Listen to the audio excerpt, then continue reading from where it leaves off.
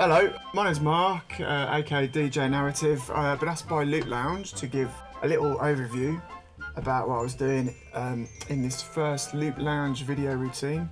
First up, I'll just show you the controllers that I use. The S4 is my central controller. I've got this mapped using an excellent DJ Tech Tools mapping from Bo Bright, which is really cool. And it's available free on DJ Tech Tools, so I'll put the links in the post. And I'm also using the launch pad to trigger the remix decks. This is also available on DJ Tech Tools, and it's a CTC mapping. Again, I'll put the links up.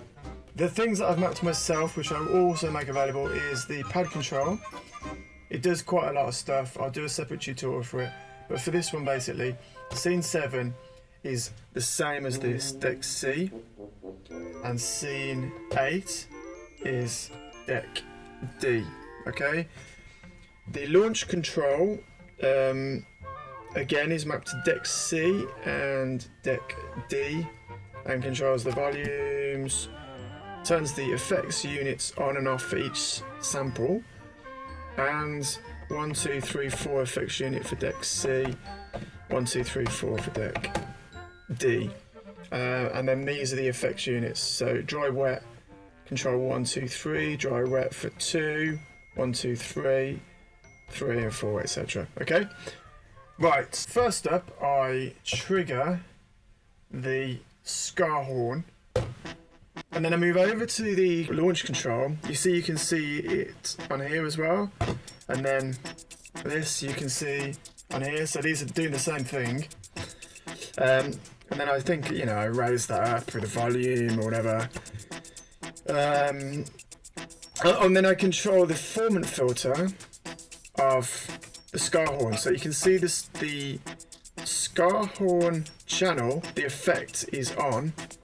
So then I'll turn deck C, unit 2 on, and then the dry wet. And then this is the formant filter, as you can see on the screen grab. After that, I move over to the pad control and switch to scene 8, and this is where I do my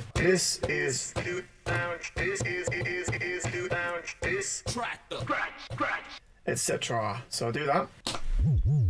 This now you can see it's Hey, DJ, where's the blood? It's playing deck B. But if I do Shift and D, now it's playing this. Now it's playing deck D, yeah, the remix deck. So, but the next thing I do is I move over to deck B and the 1210, I think, and then oh yeah, I need to switch it back into relative mode. Where's the bloody bass? Scratch that in with the 1210, and then I play the bass. Okay, so that's another nice reason to use samplers that you've made yourself. I wanted to show 3 ways of scratching. The first is obviously like scratching with. Hey, DJ, where's the bloody bass? With the turntables. The next one is triggering scratch samples from the pack, which I've pre-recorded and available in the pack, so you can trigger scratches within your sets. So here we go. So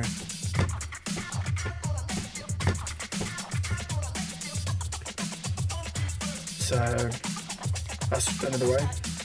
And you can kind of play some of them because they're all on the same channel, so they kind of cancel each other out. So, and then the third way is to use the gator effect. So I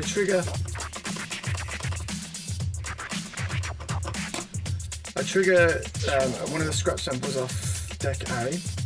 Started with the vinyl. I set a loop. So turn the effect on with the S4. Effects unit 1 on with effect 4. Turn the dry wet all the way up. And then set the gator. And then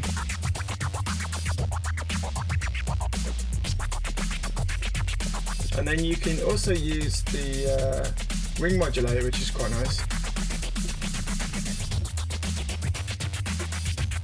And then the Bassmatic, I think it's called. That's pretty cool.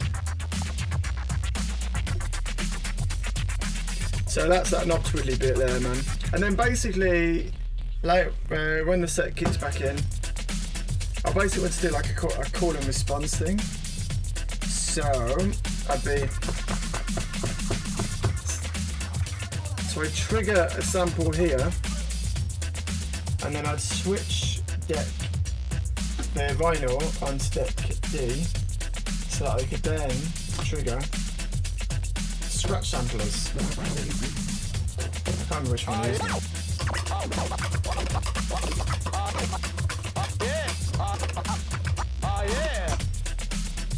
So yeah, so I can actually trigger scratch samplers and control them with the deck. So yeah, after the call and response, which is this section, we go to the ends. So whatever, blah blah blah blah blah. There we go. So yeah, so we go to the end, and then I use two features on the S4 mapping. The first one is switching the unit into effects mode and doing what should have been that. You can see me doing that on the video, but the actual sound doesn't work because I forgot to enable that in the heat at the moment, so I didn't actually turn the effects unit on, which is a bit stupid. But you know, it's a long day, whatever, so I did that. Let's just turn them off a sec and just play that bit again.